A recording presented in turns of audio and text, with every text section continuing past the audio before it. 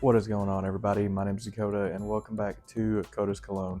Today we're going to be looking at interviewing a brand new sort of 2025 release, and that is going to be Gucci Guilty Love Edition. This is going to be the 2025 rendition.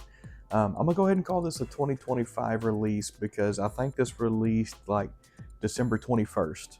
I think the soonest pretty much anybody could get it was December maybe 27th, 28th, somewhere in there. I just came across my bottle, so here we are, and let's get into it.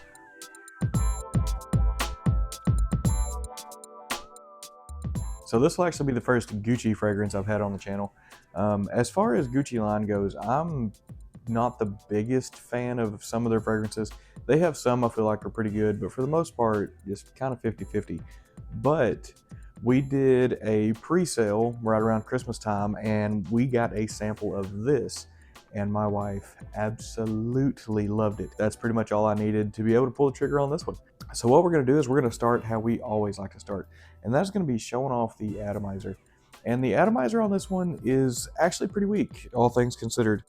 It doesn't really have a wide burst, it doesn't really have a far burst.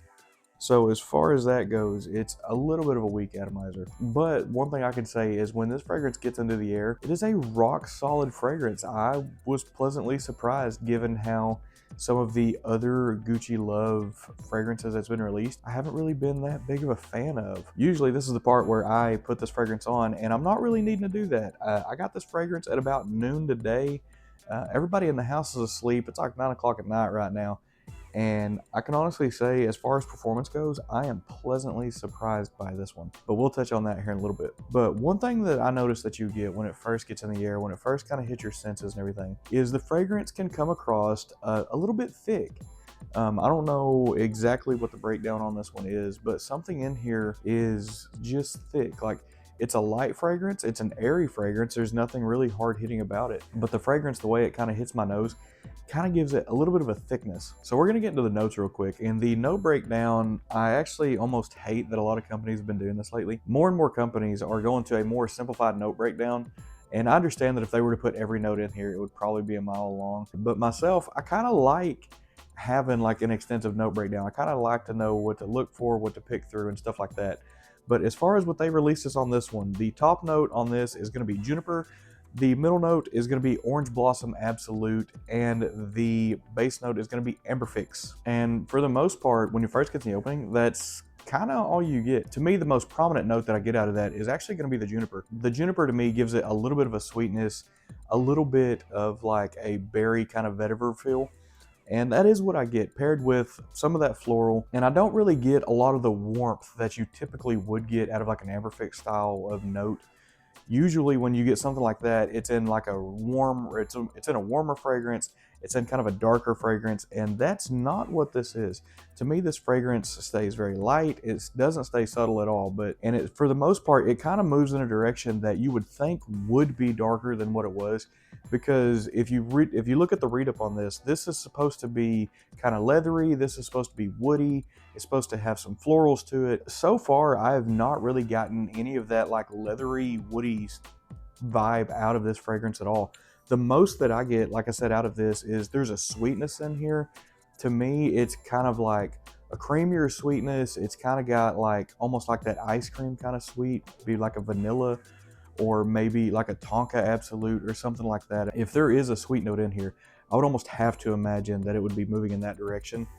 And then as far as the wood notes go, sandalwood is such a common wood used, especially nowadays where fragrances are wanting to be a little cleaner, a little fresher. And that's kind of what I get out of this. Like I said, the juniper on this does give it a little bit of like a vetiver, fruity kind of, and just the way it kind of breaks down, the sandalwood to me would just pair very softly with everything else that's going in this. But what we're going to touch on now is going to be the price, performance, and availability. Availability wise, this should be coming to every retailer near you. It should probably already be there. So I was able to find this in the Dillards in my area. Now, as far as pricing goes, it's pretty much going to be $150 or $155 everywhere you look. Discounters should be getting this probably in the next 3 to 4 months. If it follows the Gucci trend, this is going to be a 90 ml bottle that I'm aware of. I think that's the only size that's been released in this yet. I don't know that there's a 50. At the point of me recording this, I couldn't find a 50 ml anywhere online. So I'm sure there's going to be one coming in the future. I imagine the price range on that is probably going to be somewhere in that 125 to 130. Usually the 50 mils kind of are $30 to $40 off, somewhere just depending on the brand. But if it follows the trend of going toward discounters, I imagine this is probably going to be somewhere in that $90 to $100 range. And now, as far as performance, this is actually the part that I was pleasantly surprised in, is because a lot of the Gucci fragrances on my skin tend to not perform very well. I'm not sure if it's my skin, I'm not sure if it's the fragrance. I know I have some other friends that say that one of their favorite fragrances from the Gucci line is going to be Gucci Black, and that doesn't tend to perform well for them. But as far as the performance on this one goes, it's very good. So the longevity out of this, like I said, I put this fragrance on around noon. We're 9 hours strong, and it's still very much alive on my skin. It's not really just a skin scent yet. It still has a little bit of a sillage left. It still has a little bit of projection left. So performance on this thing, top tier so far. The sillage was about 2 feet, and I would say the projection was probably somewhere in that 1 to 2 foot. As far as projection goes, because this is a little bit of a thicker scent, it does send the scent just a little bit close on the skin. But one thing that I like about this fragrance is, since I've been able to wear it for so long today, I'm pretty well as far as the deepest dry down as you could possibly imagine. I'm going to double down on something I said earlier. So for this supposed to being like a leathery, woody style of fragrance, I don't really get that. To me, on my skin, it stays just a little bit sweet. It stays a little bit woody, not a whole lot. The most thing that I get out of this is I get like a powderiness, I get like a muskiness, and I get like a lightness that still stays somewhere in that florally, mildly sweet kind of range. Like I said, if there's a wood note in here, it's very much a background note. If there's a leather note in here, I actually don't get it at all. For what they were going for what was supposed to have been released, I can't really say they hit it on the head, because like I said, what the description and the write-up that I was able to find online from Gucci's actually website and Dillard's and Sephora and Ulta and all those places, they all kind of leaned in the same way, saying that this was supposed to be a little bit darker, a little bit earthier, a little more leathery, stuff like that. And I don't get that off of this. Now, that could have been a write-up from a year's past potentially, and maybe the websites just haven't updated, or just maybe this is one of those fragrances that my nose just can't really pick up some of the notes. But one thing I will say, as far as just kind of switching it up, is I've tried some of the other Love Edition fragrances, and this one by far is kind of a standout compared to the other ones.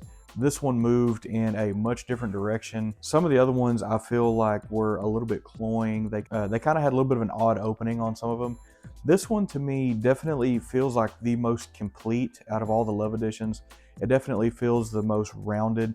This is a very smooth fragrance, so that's one thing that I will definitely give this. This is a smooth fragrance. Like I said, it hits your senses lightly. It feels like a very quality fragrance. This doesn't really have any synthetic properties in it that I could be able to pick up. So as far as quality of the fragrance, I feel like this is very good.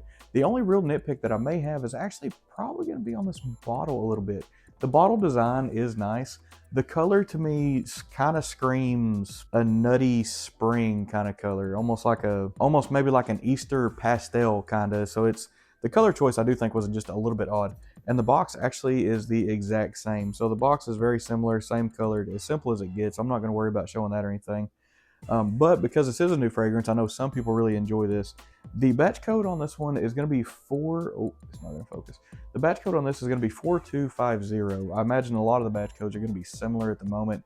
I don't know that Gucci makes like the biggest quantity of batches at once, but if I had to give this fragrance a rating right now, honestly, I'd give it an 8 out of 10. As far as an overall fragrance, it's really not that bad. Some of it is a little bit odd for what I like a fragrance to be, but if I'm looking at it through the whole scope, my wife absolutely loved this fragrance. This was the first fragrance in a while that she kind of got her hands on that she smelled that just absolutely loved. I don't know that I would call this an easy blind buy. Just like I said, some of the thickness that comes off this fragrance, some people's probably going to pick this fragrance up and it might be a little heavy on their senses. I don't get that out of mine. I do think it does hit my nose very softly. And as far as when I would be able to wear this, I feel like for like a fresher, maybe more floral kind of spring scent that has the performance to really be a winter fragrance as well. Because like I said, it was cold today and it's going to be cold moving forward. And so far, the performance I've gotten out of this for the temperature range and stuff like that has been exceptionally good. The question I'm going to have is, with how kind of thick this fragrance is, with the performance as this fragrance has, for this wanting to be more of like a spring and fall fragrance, I want to see how this fragrance is going to do with a little bit of heat.